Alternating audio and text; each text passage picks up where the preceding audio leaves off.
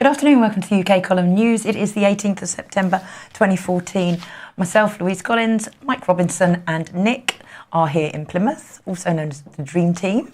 Can I just say a big happy birthday to Ian R. Crane. Happy birthday. Happy birthday to Ian. Yes, happy birthday, Ian. Okay. How's the weather? The weather, it's muggy and stuffy, and there was a thunderstorm last night, but it seems the two gents slept their way through it, so... Anyway, I want to start with the new leaflets we've got. I think Carol's just put it in the chat room. We have new Bradbury Pound leaflets. Obviously, we have the bumper stickers, T-shirts and other bits. So email carol@ukcolumn.org. And a hello to Brazil. There's a gentleman called Egni. How do you know it's a gentleman? I don't know if it's a gentleman. There's somebody in the chat room called Egni who is from Brazil. So welcome. Brazil. Yeah. You're going first. Yes, we're starting, of course, as everybody else is starting with... Well, Scotland decides, Britain on the brink. Is this the day the UK dies? Paul in the chat room here said, is this the day we find out whether we keep the UK or not? Of course, no matter what Scotland votes, the UK is not going to be kept. So this is not the right question, I think, Paul. It goes without saying is that the mainstream media concentrating on the Scottish referendum, selection of front pages there, and in a vain attempt to persuade everyone that they want Scotland to stay in the Union. The UK political parties have been making the last-ditch attempts to get people to vote no. Here's the Lib Dums. They're trying to get their members to start cold-calling Scots people to persuade them to vote no. That's going to work, isn't it? Really going to work. Yeah, right, okay. But as we've been saying for weeks now, this referendum isn't really about Scottish independence or any independence because independence isn't on the table.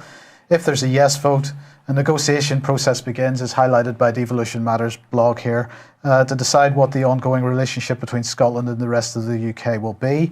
And it's going to obviously include issues such as currency, split of the national debt, management of borders, EU membership, assets and liabilities, which naturally will include the North Sea, oil and gas, and welfare pensions and these kind of things. So if the vote is yes, this is really only the start of the process, and I'm really wondering, is there anyone in Scotland appreciating that this is only the start of the process? Is there anyone in Scotland actually prepared to engage in that process? Or is everyone going to leave it up to Salmond? And I suspect the latter, unfortunately. So as I say, independence not on the table here. What we're looking at is the breakup of the UK, the destruction of the Constitution, and of course the mainstream media, the think tanks, all the usual suspects are jumping on that as fast as they can to persuade us all that the total breakup of the United Kingdom and England is what we want. It's all being driven by Nick Clegg, of course, Lord President of the Privy, and the man who is in overall charge of the constitutional reform agenda. Now, we've already covered the fact that there are calls for Manchester to lead the way in the creation of feudal city-states, city regions. Cornwall, of course, has been a sort of area of this type of agitation for a long time, and we see all the various mainstream media now talking about the UK regions. Regions in the UK is a European Union construct. It's not a British construct at all. So UK regions now calling for Scottish-style devolution. And who is making these calls? It's not the people of these so-called regions. It's maybe some local authorities, some people that are operating to a common purpose. Now, so as I say, are you demanding devolution to your region? No. No, neither am I. So the question is, who is? But of course, don't believe me. There's a whole swathe of articles. This is a typical one, appearing all over the place, making more or less this point, that whether or not Scotland votes yes or no, Britain needs democratic and constitutional reform. Well, I would argue that no, we don't need democratic and constitutional reform. The type of reform that we need in this country is the rooting out of paedophile parliamentarians who are destroying the nation. The constitution of this nation is one of the best on the planet, and instead of dropping our presumption of liberty and dropping our presumption of innocence, getting rid of our inalienable rights in favour of the opposite, I would suggest that we start trying to understand what it is we're being asked to throw away. And this is a very key point. Yeah, I'm listening to what you said. Look at the chemtrails that they've gone out. They've gone out specially to do that, haven't they? I'm sure they Any have. excuse. Yes. There's probably lots of that type of thing going on in the referendum vote. Now, of course, sticking with the constitutional issue, the parliamentary consultation on a new Magna Carta is ongoing, and this is being run by the Political and Constitutional Reform Select Committee. And they say that Parliament is launching, this was actually launched in June this year, Parliament is launching a major consultation into the shape of our democracy today. Thursday, the 10th of July, today to Thursday, the 10th of July. So I'm misreading my own script here, but anyway, I'm quoting from them. And it's being run by this organisation, the Parliament and Constitutional Reform Select Committee. And Graham Allen, their chairman, said at the time, we are living through a period of considerable democratic change and upheaval. And they always tell us that we're living through this period of change and upheaval, but they never tell us why or who's driving it or what it's about. During the last 2 decades, under governments of various stripes, we have had devolution in Scotland, Wales and Northern Ireland, putting human rights into UK law, freedom of information legislation, the removal of most hereditary peers from the House of Lords, the establishment of the Supreme Court and the introduction of fixed-term parliaments. At the same time, attempts have been made to write down some of our existing democratic arrangements, which are not actually part of law, in documents such as Ministerial Code, the Civil Service Code and the Cabinet Manual. So he's admitting here that these things are not law. They're just putting them into various codes, handing them out to people and saying, this is now law. It's not going through any kind of democratic process. And this is where they want to take us, more of this type of decision making. Harry Brown's made a good point in the chat room. Isn't this what Reset was calling for anyway? Well, exactly. This whole Reset right. agenda. So, and he goes on to say, these changes and attempts to write down existing arrangements have, however, been piecemeal. At the beginning of the 2010 Parliament, we felt that the time is right to engage the public in a comprehensive evaluation of the United Kingdom's democratic arrangements, culminating in the consultation which runs into the year that we celebrate the 800 years since Magna Carta. We are looking for views and on the 3 suggested alternatives. So you see, they're already limiting the discussion to 3 suggested alternatives. They don't want any views on any other issues. They don't want any views. Giving you 3 options. They don't want any views on what our constitution is as it stands. They only want to know our views on the 3 options. And my view on the 3 options is they're all crap. And I suspect that everybody goes and I suggest that everybody goes and has a look at this website and actually finds out what those are. We've covered those on this program in the past. It should be. Right, so it should be understood that these reforms that are being pushed by this committee, the removal of most hereditary peers from the House of Lords, the establishment of a Supreme Court, and the introduction of fixed-term parliaments, to name but a few, these are acts of treason. The Nice and Lisbon treaties, more acts of treason. The fact that the Queen is not fulfilling her coronation oath contract, another act of treason. So let's have a look and see who's pushing this. So here's the main players on the Select Committee. We've got Graham Allen on the top left here, and as we move across the top on the right, towards the right, we've got Jeremy Brown, Liberal Democrat, Christopher Chope, Conservative, Tracy Crouch, Conservative, Paul Flynn, Labour, and then starting on the bottom left, Fabian Hamilton. Now, somebody with the first name Fabian, I think you know what his agenda is. Isn't the one in the second one, the underpants man? No, he looks like him, doesn't he? Then next to Fabian is David Morris, Conservative, Robert Neal, Conservative, Chris Ryan, Labour, if I've pronounced his name correctly, and Andrew Turner, Conservative. And the person who isn't on this, because in fact there's 11 people on the committee and I couldn't fit 11 into this slide and keep it looking neat, is Mark Durkan, who's SDLP. And so you've got the situation where a Northern Irish nationalist, somebody who really doesn't want to be part of the United Kingdom at all, is sitting on the committee which decides the UK's future constitutional arrangements. How does that work? Right, so look, if you haven't visited the BCG website, the British Constitution Group website, it's at britishconstitutiongroup.com. Please do so. Watch the introductory video on there because the brilliant John Bingley explains our constitution now. And as we have said many times, don't forget the conference. This is one of the most important issues facing us at the moment. If they get these reforms through, you can say goodbye to many of the protections that we have. Many of the freedoms that we continue to enjoy are going to go. They're already going as fast as you can imagine. They're going to go faster. And many of the mechanisms that we have for dealing with this club of paedophiles are going to go. Right. Good. So we've got to understand the Constitution. We've got to sort this issue out. Yeah, and hopefully we'll do. Has who are the speakers? We've got Brian speaking, John Hurst, Justin. Yeah, talking. Rodney Atkinson, Rod and and a couple to be confirmed. Few others to be confirmed, but we have some good people in mind. Brilliant. Yes. And then obviously it's Drug the Bug Day the next day with Dr. Graham Dowing. Yes, we'll mention that. We'll get to that later. Yes. Yeah. Okay. You ready for this? Yes. Okay. So, Simon Stevens, Chief Executive of the NHS, has spoken out about the problems with obesity, calling it more of a danger than smoking, and that the NHS is spending too much on weight loss. Figures show that NHS is spending between 5 and 9 billion a year on obesity. Well, we have become a nation of fast food addicts, and unfortunately, with the state of the country at the moment, people are unable to go and buy the organic food and the good food, whereas the on offer is the cheap rubbish that's going on. If we can go on to the next slide, okay. This is also up in the news today, which fascinated me. Low-calorie sweeteners found in the diet drinks raise the risk of obesity and diabetes, affecting on how the body processes sugar. Well, they are forgetting that, it can also cause cancer, these aspartames, and here we have. And this is probably the reason half the obesity problems that there are.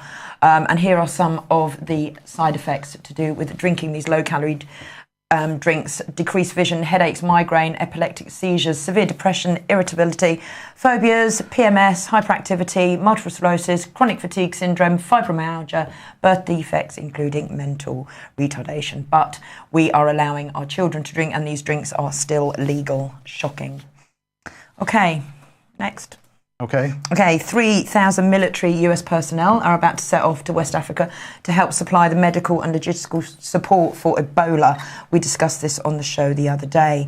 But now an NHS communications manager from Oxford is the first person a healthy volunteer to be injected with the Ebola virus. Her name is Ruth Atkins. Where is she? We should have a little picture of her here. She is 40 years old, and she's going to be keeping a diary of any side effects over the next 8 weeks, and there she is, quite willingly having it. And I had to go and ask Mike today, will she now she's had this vaccine, will she now be, get exposed to the Ebola virus? Didn't seem to. I said, what's she having this? And it just looks like she's having it just for the side effects. So there's no way of knowing this virus, this vaccine is going to work unless it is tested on people over in West Africa.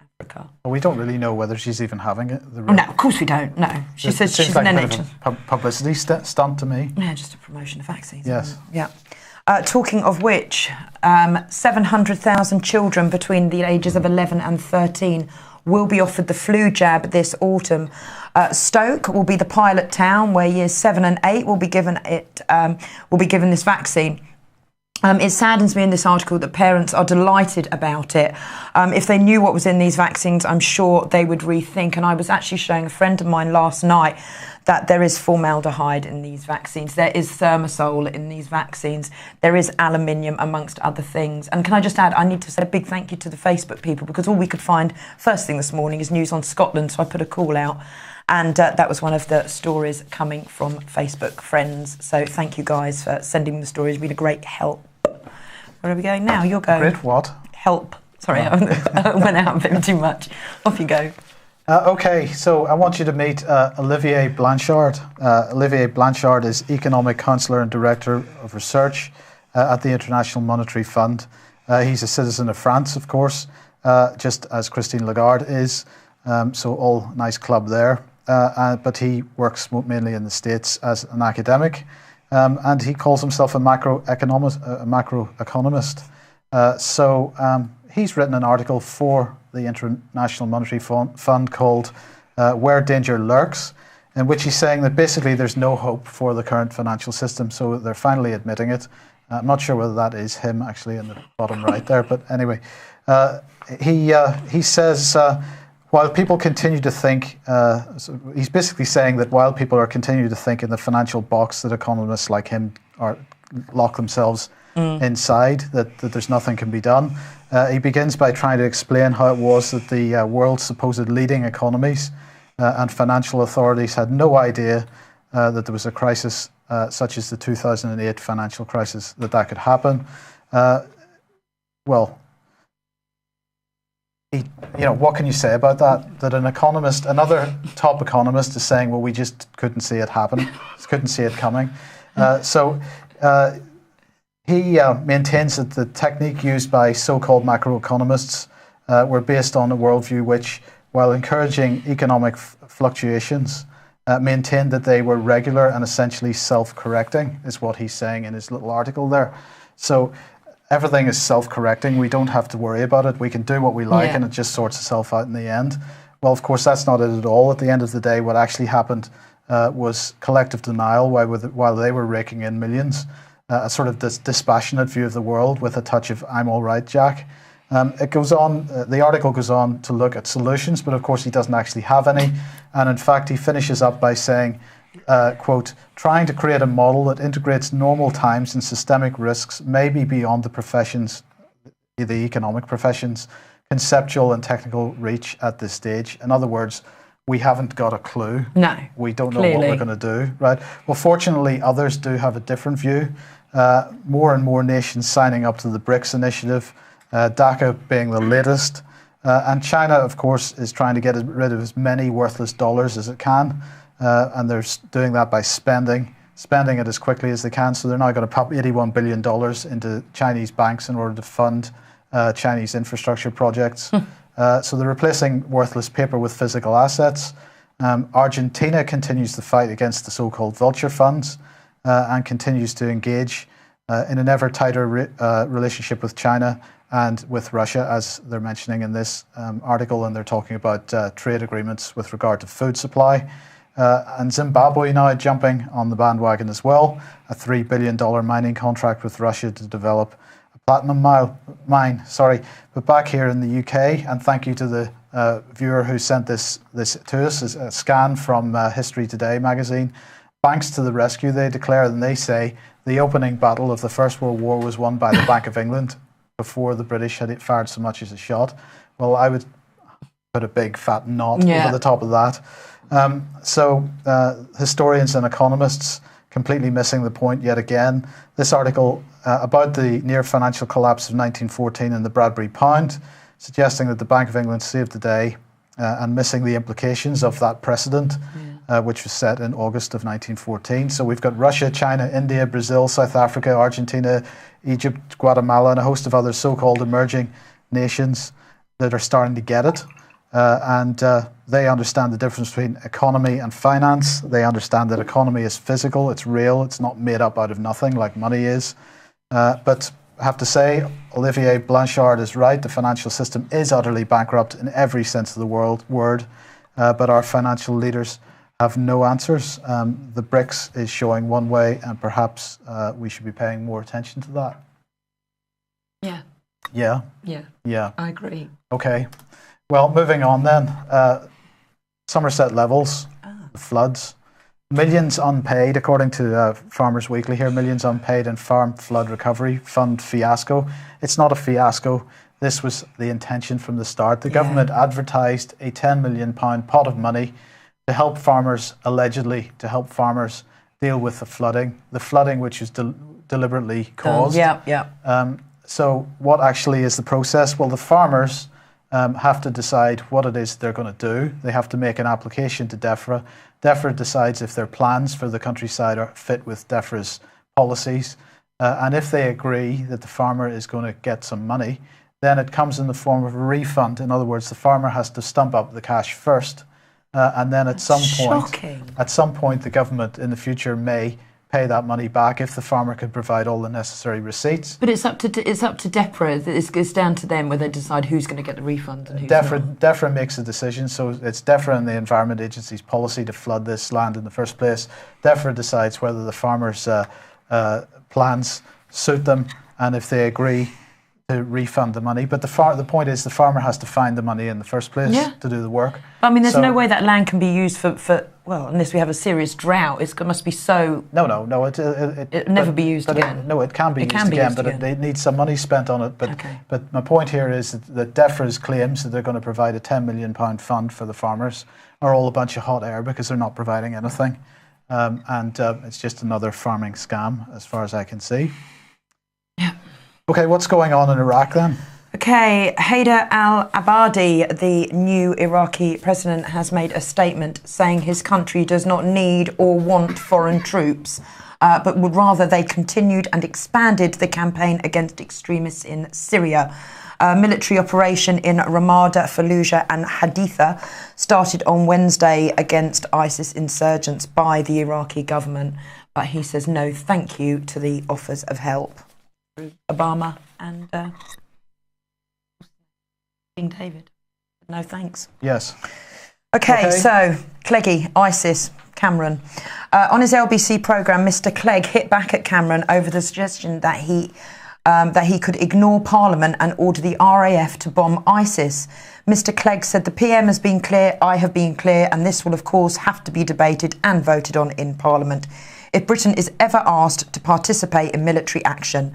Nothing specific at this point has been put on us. He then went on to support ex-Army Chief Lord Donat in criticising Philip Hammond. Clegg said that the failure to locate ISIS hostage Alan Henning was information that shouldn't have been revealed publicly. Dominic Green, former Attorney General, has said Britain could legally launch airstrikes if the correct grounds are there because of the humanitarian necessity. What do you think? I think that these are a bunch of psychopaths who are intending to put a further layer of depleted uranium all over Iraq. They caused this problem. They are funding it. ISIS.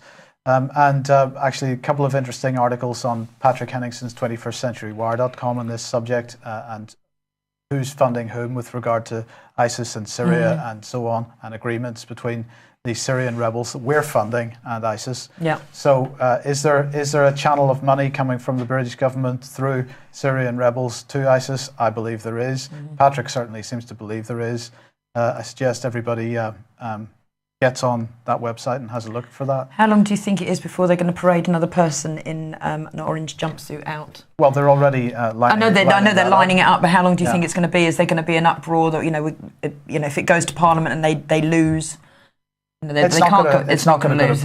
It's not okay. It's not going to. Okay. But anyway. Okay. Right. Okay. Yes. Okay. All right. Go for I it. need to cover this. So yes. Shush. Okay. An announcement by the Satanic Temple has said that it will provide leaflets on Satanism to schools in Florida. The leaflets are going to include the philosophy and practice of Satanism and advice for the sect on their legal rights to choose to practice Satanism. So this is going into school kids, these little flyers and leaflets. And if we have a look here, this is what the spokesman said, Lucian Grieve. We think the responsible thing to do is to ensure that these students are given access to a variety of different religious opinions, as opposed to standing idly by while one religion voice dominates the discourse and delivers propaganda to the youth. I'm quite certain that all of the children in these Florida schools are already aware of the Christian religion and its Bible, and this might be the first exposure these children have to the actual practice of Satanism. We think many students will be very curious to see what we offer. So that's what he said. So we just have to come and see. And here's the website and confirmation of the pamphlet, and you can even download the pamphlet for yourselves if you want. But I mean, what goes on in America does echo over here. And then we've now got to look at, there are some shocking things going on, satanic abuses and everything else. So now this is coming into schools in America and making it sound kind of all right that these sort of torture and whatever goes on within those things is acceptable.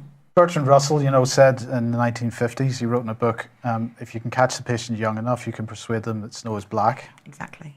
Yeah, exactly. And, well, okay, maybe this is related. Maybe it is, exactly.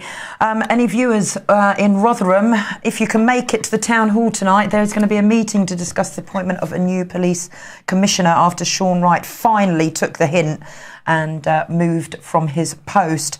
And what I'm saying is, if I was living up there and I'd be attending, I would be going to ask, is there going to be an investigation into Mr. Wright, who was head of the Children's Services at the height of the abuse scandal, and whether anyone within the council is going to be charged, is anyone going to actually be put forward and stand accountable for it? I know what the answers are going to be, but yeah.